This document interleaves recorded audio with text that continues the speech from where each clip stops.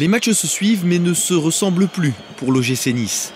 Après sa série de 5 matchs sans défaite, Nice s'est incliné 4-3 face à Nantes en quart de finale de Coupe de la Ligue.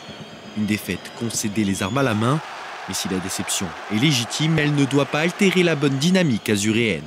Gros avantage pour eux d'avoir joué à domicile sur une fin de match comme ça. Voilà, c'est... Voilà.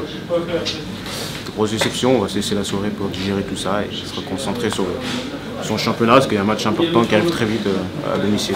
Pas le temps de tergiverser, c'est vrai qu'il y a le championnat qui est important, il y a la coupe, même si c'est la Coupe de France, le chemin sera un peu plus long, mais on est toujours en lice donc il faut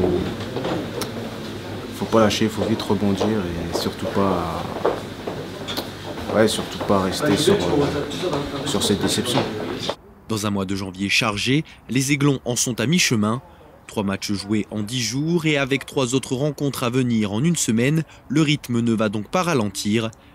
Dès samedi 20h, le gym reçoit Ajaccio pour le compte de la 21e journée de Ligue 1.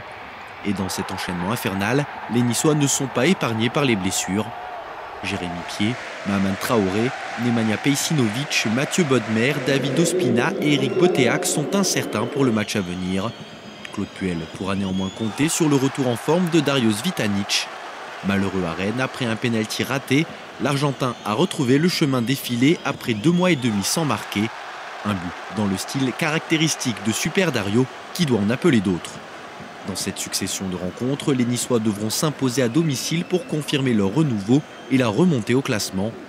14e avec 24 points, les Niçois comptent 8 points de retard sur le 5e et 7 d'avance sur Valenciennes, premier relégable.